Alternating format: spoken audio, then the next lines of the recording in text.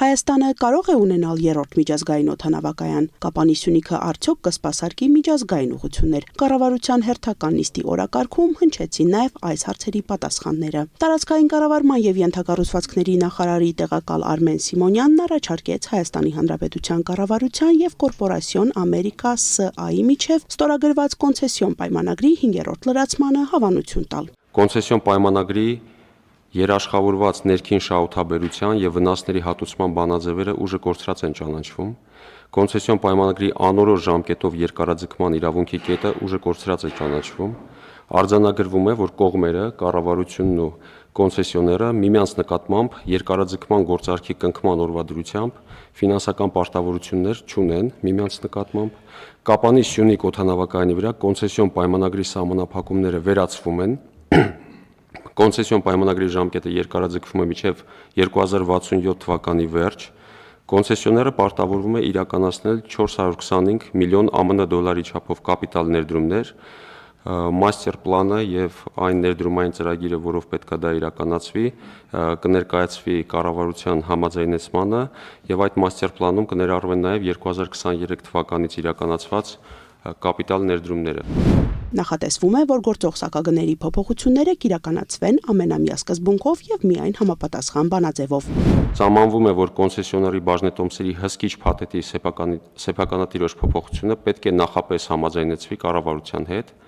Սահմանվում է, որ կոնցեսիոները պարտավոր է պայմանագրի ժամկետի ավարտից հետո կամ պայմանագրի վաղաժան լուծման դեպքում օդանավակայանը եւ դրա պատկանելիքները վերադարձնել կառավարությանը լիովին եւ լիարժեք շահագործվող վիճակում։ Լրացման նախագծով վերահաստատվում է, որ թե օդանավակայանի ենթակառուցվածքը եւ թե շահագործումը ողջ ընթացքում պետք է համապատասխանեն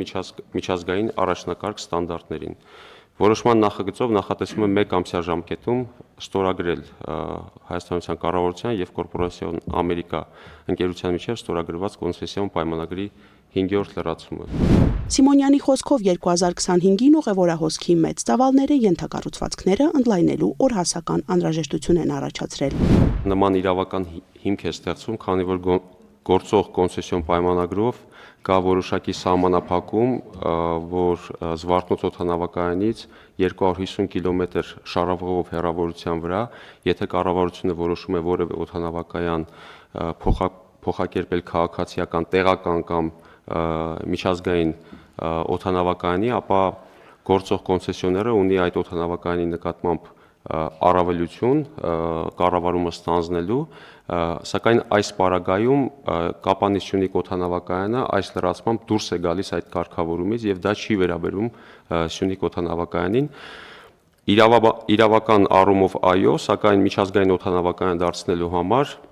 Սյունիքի օդանավակայանում պետք է համապատասխան սարքավորումներ եւ համապատասխան ներդրումներ իրականացվեն, որպեսզի սահմանային, մաքսային եւ այլ գործառույթներ ապահովող հնարավորություններ ստեղծվեն։ Կոնցեսիոն պայմանագրում նման փոփոխություն իրականացնելու նաեւ հետապնդում է համապատասխան աշխատանքներ Սյունիք օդանավակայանում հետագայում։ Կառավարության զեկուցվող հարցերից մեկն էլ գնումների մասին օրենքում փոփոխություններ եւ լրացումներ կատարելու մասին օրենքի եւ հարակից օրենքների նախագծին հավանություն տալու մասին նախագիծներ, որը ներկայացրեց ֆինանսների նախարարը։ Գնումների ոլորտում կոռուպցիոն հնարավոր դրսևորումները բացառող համակարգերի սահմանումը մնում է կառավարության առաջնահերթություններից մեկը։ Նման համակարգ ունենալու պայմանը սահմանված է ինչպես հակակոռուպցիոն ռազմավարությամբ, այնպես էլ միջազգային գործընկերների կողմից գնումների համակարգի գնահատման շրջանակում ներկայացված հաշվետվություններով։ Համակարգի ներդրման սկզբունքները ներառվել են գնումների օրենքում փոփոխությունների կատարման հայեցակարգում, որը քննարկվել է պատվիրատուների, գործարար համանքի եւ քաղաքասարակության ներկայացուցիչների հետ։ Օրենքի փոփոխությամբ նախատեսվում է սահմանափակել պաշտոնյաների եւ նրանց ընտանիքի անդամների հետ փոխկապակցված ընկերությունների մասնակցությունը գնման գործընթացներին։ Փոխկապակցված կհամարվեն պաշտոնյայի ամուսինը, պաշտոնյայի կամ նրա ամուսնու զավակը, ծնողը, քույրը, եղբայրը, ինչպես նաեւ համատեղ բնակվող անձը։ Թեև փոխվարչապետ Մահեր Գրիգորյանը եւ կառավարության մյուս անդամները որոշակի դիտարկումներ ունեցան, որոնք առավել մանրամասն կքննարկվեն ազգային ժողովի նիստում, այնուամենայնիվ նախագիծը ընդունվեց։ Կարգավորումները նախատեսվում է կիրառել 2027 թվականի հունվարի 1-ից։ Հաջորդիվ ներկայացվեց ուսուցիչների կամավորատեստավորման համակարգի բարեփոխման փաթեթը։ Նախագծով առաջարկվող մի քանի կարգավորումներ կվերաբերեն արդեն իսկ գործող ուսուցիչներին, մյուսները վերաբերում են այն մարդկանց, ովքեր ցանկանում են մանկավարժ աշխատել։ Մենք նախատեսում ենք, որ ուսուցչի կողմից իրականացվող անհատական բաղադրիչի ժամերի վրա եւս կտարածվի ատեստավորման արդյունքների բարձրացությունը։ Ինչ է սա նշանակում, մեր ուսուցիչները բացի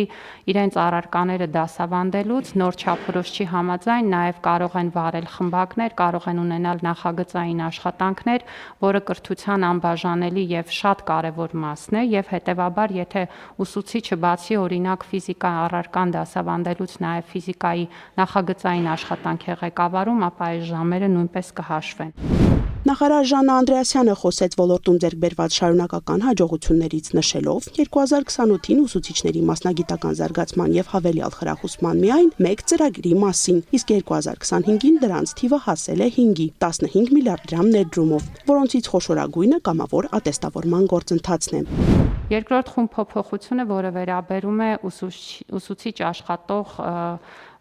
աշխատելու ցանկություն ունեցող մարդկանց, հիմնվում է Հանրակրթության օրենքի վերջին փոփոխության վրա։ Մասնավորապես ես ուզում եմ հիշեցնել, որ Հանրակրթության օրենքում վերջին տարիներին մենք մի քանի փոփոխություն արեցինք, ճկունություն ցուցաբերելով եւ հնարավորություն տալով, որ եթե ուսուցչի մրցույթը չի կայանում, ապա դրան կարող են մասնակցել նաեւ տվյալ ոլորտում բարձրագույն կրթություն ունեցող, մանկավարժի որակավորում չունեցող եւ կոնկրետ դասընթացներ մանկավարժահոգեբանական հմտությունների ուղղությամբ անցած մարդիկ։